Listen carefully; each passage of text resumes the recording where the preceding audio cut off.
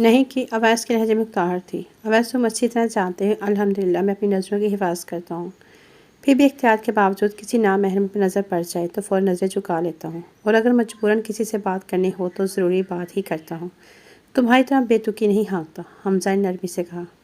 اچھا تو کیا آپ سمجھتے ہیں کہ بس سارا دن لڑکیوں کو دیکھنے، ان سے باتیں کرنے کے لیے آوارہ گردی کرتا رہتا ہوں؟ اویس کا موڈ سخت خراب ہو گیا۔ وہ جھنجھلا اٹھا۔ نہیں، میں نے یہ نہیں کہا، بلکہ تمہیں سمجھا رہا ہوں کہ آئندہ ایسی حرکت مت کرنا۔ شریف لوگوں کے یہ چال چلن نہیں ہوتے، اور نظر کی حفاظت بہت ضروری ہے کیونکہ یہ شیطان کے تیروں میں سے ایک تیر ہے۔ حمزہ نے اس کا کندھا تھپتھپاتے ہوئے کہا، اچھا بھائی، ماننا کہ مجھ سے غلطی ہو گئی، آئندہ احتیاط کروں گا۔ بس آپ اتنا بتا دیں گے کہ اس لڑکے کا رشتہ آپ کے لیے مانگ لیں۔ اویس نے موڈ خوشگوار بناتے ہوئے اپنے مطلب کی بات کی۔ پسند تم نے کی ہے، شادی بھی تم کر لو، حمزہ نے غصے سے کہا۔ توبہ بھائی، کیسی باتیں کرتے ہیں؟ میں نے اسے بہن کی نظر سے دیکھا ہے اور بہن کہہ کر ہی بلایا ہے، میں اپنی بات سے پھرنے والا نہیں۔ اویس نیا سے مزید چڑھایا۔ تم اپنی بات سے پھرنے والے نہیں تو کان کھول کر سن لو، میں بھی کسی ایسے لڑکے سے شادی نہیں کر سکتا جو ارے کرے کی باتوں میں آ کر اس کے ساتھ چل پڑے، سمجھے؟ حمزہ غصے سے پیر پٹکتا ہوا اپنے کمرے میں چلا گیا۔ دونوں کی بحث میں زینب کو بولنے کا موقع ہی نہ ملا، سو وہ چپ چاپ سنتی رہی۔ امی آپ کا کیا خیال ہے، چلیں صبح ودیا کے گھر؟ اویس ماں سے مخاطب ہوا۔ سنا نہیں تم نے حمزہ کیا کہہ رہا ہے؟ زینب نے اس پر چنچنٹی سی نگاہ ڈال کر کہا۔ امی آپ بھائی کی باتوں میں نہ آئیں، وہ خاندان لڑکی نظر آ رہی تھی، شریف بھولی بھالی، آپ ایک بار جا کر دیکھ تو لیں، اویس نے منت کرتے ہوئے کہا۔ زینب نے سوچتے کہا، ٹھیک ہے تم کہتے ہو تو جا کر دیکھ لوں گی، اور اگر اس کا کہیں اور رشتہ طے نہ ہوا ہو تو بات بھی کر لوں گی۔ اویس زینب کی بات سن کر خوشی سے اچھل پڑا۔ زبردست امی جان، یہ ہوئی نا بات، اویس نے مسکراتے ہوئے کہا اور دوبارہ کھانے میں مگن ہو گیا۔ زینب کے 2 ہی بیٹے تھے، حمزہ اور اویس۔ حمزہ 25 سال کا تھا اور تعلیم مکمل کرنے کے بعد ایک فرم میں اچھی پوسٹ پر تھا، اور چھوٹا اویس ماسٹر کر کے کسی اچھی جاب کی تلاش میں تھا۔ زینب کی عدت پوری ہوئی تو نوید احمد نے اپنی بیگم سے مشورہ کر کے زینب کی شادی داؤد کے ساتھ کرنے کا سوچا۔ داؤد نے بھی باپ کے حکم پر سر چکا دیا۔ زینب تو پہلے ہی نگہت کو ایک آنکھ نہ پاتی تھی، اب اس کی سوکناپے پر جل بن کر رہ گئی۔ وہ داؤد سے بات بات پر لڑتی، اسے بے اولادی کے طعنے دیتی اور اپنی قسمت کا رونا روتی رہتی۔ اس کے باوجود داؤد اسے خوش رکھنے کی ہر ممکن کوشش کرتا، لیکن زینب جیسی سوکن کے ہوتے ہوئے نگہت کہاں خوش رہ سکتی تھی۔ پھر وہ جب اسے زینب کے ماں بننے کی خبر ملی، اس کی پیروں کے نیچے سے تو زمین ہی نکل گئی۔ یہ کیا ہو گیا؟ کمی داؤد میں نہیں مجھ میں تھی، اب کیا کروں، کیسے جان چھڑاؤں اس ٹائم سے؟ وہ منصوبے سوچنے لگی، پھر یہ خیال کے آتے ہی وہ مکروہ ہنستے ہنستے اٹھ کھڑی۔ کچھ دنوں کے بعد وہ اپنے بھائی چھیدے کے گھر جا پہنچی، جو غنڈہ گردی میں مشہور تھا۔ کیا بات ہے آپا، کیوں پریشان ہو؟ چھیدے نے نگہت کے چہرے پر ہوائیاں اٹھتے ہوئے دیکھا تو پوچھ بیٹھا۔ بس بھائی کیا بتاؤں، اس زینب کی وجہ سے میں ہی پریشان ہوں، اس نے تو میرے ناک میں ہی دم کر رکھا ہے۔ میں تو سمجھی تھی کہ دانیال کے مرنے کے بعد زینب اپنی ماں کے گھر چلی جائے گی، مگر کیا پتا تھا کہ وہ میرے ہی سینے پر مونگ ڈلنے والی ہے۔ اب تو بی بی کے پاؤں زمین پر لگ ہی نہیں رہے، پہلے ہی اس موئے گڈو کی وجہ سے میری اس گھر میں کوئی اہمیت ہی نہیں، اب کون پوچھے گا مجھے، حالانکہ میں تو خاندان کی ہوں، پڑھی لکھی، خوبصورت اور سلیقہ مند ہوں، صرف اولاد ہی تو نہیں ہے، تائی ابو کو تو میرا خیال ہونا چاہیے، اور اس داؤد میاں کو جب دیکھو اس کے آگے پیچھے پھر رہے ہوتے ہیں، میں تو انہیں نظر ہی نہیں آتی، مجال ہے جو میری طرف آنکھ اٹھا کر دیکھ ہی لیں، میری بھی کیا زندگی ہے۔ نگہت نے چھیدے کو جھوٹی کہانی سنا کر اپنے جلے دل کے پھوڑے۔ اچھا تو آپا تو کیا چاہتی ہے، مجھے تو بتا، کس طرح خوش ہو گئی؟ چھیدے نے اس کا مدعا جانا چاہا۔ بس زینب کا کانٹا نکال دیں تو میں خوش۔ نگہت نے ادھر ادھر دیکھا، سرگوشی کی۔ زینب کو راستے سے ہٹانا کیا مشکل ہے، میں ابھی چاہتا ہوں، ایک ہی گولی کی مار ہے۔ چھیدے نے اپنا پستول اٹھاتے ہوئے کہا۔ نہیں، اسے جان سے نہیں مارنا، خوف زدہ ہو کر بولی۔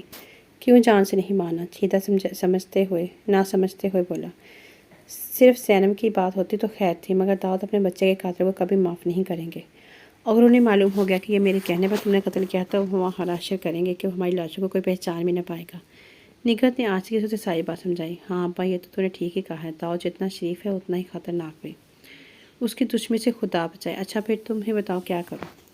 چھیدے نے بابے اس کا کہا۔ زینب کو اتنی دور لے جا کر ایسی جگہ چھوڑا کہ وہ مرتی مر جائے مگر واپس نہ آ سکے۔ نگہت نے رازدارانہ لہجے میں کہا۔ ٹھیک ہے آپا، تو فکر نہ کرو، میں اسے ایسا غائب کروں گا کہ داؤد اس کی گھر تک بھی نہ پہنچ سکے گا۔ چھیدے نے کچھ سوچتے ہوئے سینہ تان کر کہا۔ ہاں یہ کی ہے نا بات، اچھا ٹھیک ہے، جس دن میں اور زینب گھر میں اکیلی ہوں گی میں تمہیں پیغام بھجواؤں گی، تم آ جانا۔ اچھا میں چلتی ہوں، نگہت یہ کہہ کر گھر واپس آ گئی۔ امی یہی گھر ہے، اویس نے ایک براؤن رنگ کے گیٹ کے سامنے گاڑی روکتے ہوئے کہا۔ پھر گاڑی سے اتر کر اویس نے بیل بجائی۔ ملازم نے دروازہ کھولا تو اویس نے ملازم کے ذریعے اندر پیغام بھجوایا۔ और ख़ुद इंतज़ार करने लगा। थोड़ी देर बाद मुलाजिम ने उसे अंदर आने को कहा तो अवैस साहब से ये कहते हुए खुद गाड़ी की तरफ बढ़ गया। अम्मी आप अंदर चले, मैं थोड़ी देर बाद आपको ले जाऊँगा। ज़ैनब झिझकते हुए मुलाजिम के साथ अंदर दाखिल हो गई। घर क्या था, एक बड़ी ही सी 3 मंजिला हवेली थी जिसका डिज़ाइन पुराना मगर आराइश, सफाई और रख रखाव नया था। आप तशरीफ़ रखें, मैं साहब को बुलाता हूँ। मुलाजिम उसे ड्राइंग रूम में बैठाकर बाहर जाते हुए बोला। वो घबरा गई। मैंने साहब से नहीं मिलना, कोई खातून है तो उन्हें भेज दें। वो थूक निकलते हुए मुश्किल बोली। इस घर में एक साहब जी और उनकी साहबजादी ही रहते हैं। छोटी बीबी तो इस वक्त यूनिवर्सिटी गई हुई है, साहब जी ही घर में है। मुलाजिम ये कहकर बाहर निकल गया। उफ, ये अवैस मुझे कहाँ ले आया। ज़ैनब को अवैस पर गुस्सा आने लगा। जी मुहतरमा फरमाइए, मैं आपकी क्या खिदमत कर सकता हूँ। दाऊद साहब ने सोफे पर बैठते हुए कहा। वो मैं अपने बेटे के रिश्ते के सिलसिले में आई हूँ, ज़ैनब हिचकिचाते हुए बोली। अभी उसने इतना ही कहा था कि दाऊद साहब का फ़ोन बजने लगा। जी मैं दाऊद ही हूँ। दाऊद साहब ने फ़ोन ऑन करके कहा तो ज़ैनब ने चौंका उनकी तरफ देखा। फिर उसे ज़ोरदार झटका लगा। क्लीन शेव चेहरे पर दाढ़ी, सर और दाढ़ी, आधे से ज़्यादा बाल सफ़ेद, आंखों पर नज़र का चश्मा, चेहरे पर झुर्रियाँ, आंखों के नीचे हल्के पड़े हुए। वो इन्हें लम्हे के हज़ारों हिस्से में पहचान की। पल भर में उसके सामने माजी के सारे मनाज़िर घूमने लगे। जी फरमाइए, आप क्या कह रही थी। मोबाइल ऑफ करके जेब में रखते हुए दाऊद साहब ने पूछा। दाऊद साहब के पूछने पर वो चौंक कर माजी से हार में पहुँच गई। पहले पहल तो उनसे कुछ कहते हुए डर महसूस हुआ। फिर उसने सोचा कि जब तकदीर ने सामना करवा ही दिया है तो डर किस बात का, जो होगा सो देखा जाएगा। वो अपनी तमाम तर हिम्मत मुजतमा करके बोली। आप दाऊद हैं, नवीद अहमद और मैमूना बेगम के साहबजादे, दानियल के बड़े भाई निकत और ज़ैनब के शौहर। उसने एक ही सांस में तमाम सवालात कर दिए। जी आप ठीक समझी, लेकिन आपने अपने बेटे के बारे में बताने के बजाय मुझसे क्यों सवालात करने शुरू कर दिए। वो हैरत ज़दा होकर बोले। मैं ज़ैनब हूँ, आपकी दूसरी बीवी। ये कहकर उसने नकाब उल्ट दिया और सिसकी उससे रोने लगी। ज़ैनब को यूँ अचानक अपने सामने देखकर दाऊद को हैरत का शदीद झटका लगा। उन्हें भी ज़ैनब की पहचानने में देर न लगी। उन्हें ऐसा लगा जैसे वो अपने होशाबाज खो बैठे होंगे। काफ़ी देर वो यूँ ही गुमसुम बैठे उसे फटी फटी निगाहों से देखते रही। फिर जैसे अचानक होश में आ गए, वो चिल्लाकर बोले। ज़ैनी, तुम कहाँ चली गई थी मुझे छोड़कर। मैंने तुम्हें कहाँ कहाँ न तलाश किया, शहर का चप्पा चप्पा छान मारा, मगर तुम ना मिली। बोलो ना ज़ैनी, तुम बताओ ना, तुम क्यों चली गई थी अपना घर बार छोड़कर। मुझसे ऐसी क्या गलती हो गई थी कि तुमने मुझे इतनी बड़ी सज़ा दी। ताऊ की आंखों से आंसू रवां थे, आवाज़ शिद्दत जज्बात से कांप रही थी। बोलो ना ज़ैनब, बोलते क्यों नहीं।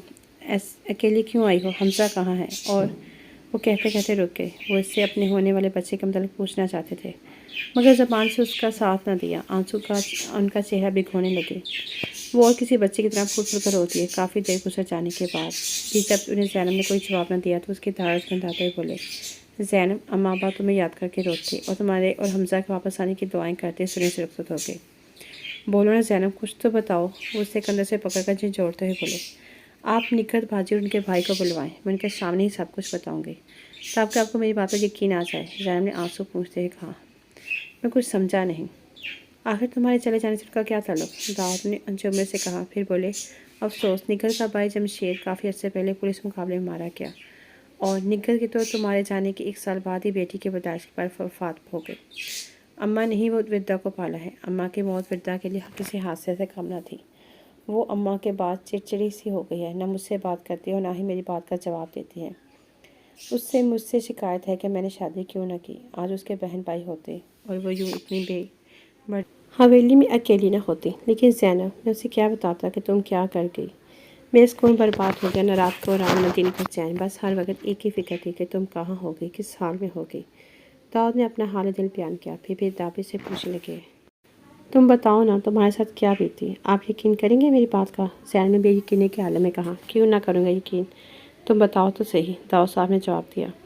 अच्छा, तो पहले आप ये तो बताएं कि जिस दिन मैं घर से गई, निगल बाजी ने आपको मेरे बारे में क्या बताया। मेरे पूछ में निगल ने बताया कि कोई लड़का आया था तुमसे मिलने, फिर तुम उसके साथ चली गई। वो लड़का कौन था ये उसे मालूम नहीं था। दाऊद ने वही बात दोहराई जो निगल ने उनसे कही थी। और आपने यकीन कर लिया कैसा ही हुआ होगा। ज़ैनब ने गमों उसे कैफे में कहा। नहीं, बिल्कुल नहीं, मैं कैसे मान लेता उसकी बात। तुम तो कभी घर से अकेली बाहर न निकली थी, ना ही तुमसे कोई रिश्तेदार मिलने आया। मुझे तुम पर कोई शक नहीं, तुम तो बहुत ही बाकिरदार लड़की थी। दाऊद ने उसकी खूबियों को खुले दिल से इतराफ़ किया। शुक्रिया, आपने मुझ पर इत्मीनान किया। आप सुनिए जो मुझ पर भी थी। ज़ैनब ने आहिस्ता आहिस्ता कहना शुरू किया। उस दिन 11 साढ़े 11 बजे का वक्त था। अम्मी अबू सदीक चाचा से मिलने के घर गए हुए थे। میں اور نکھت باجی گھر میں تھی۔ امی ابو کے جانے کے کچھ ہی دیر بعد نکھت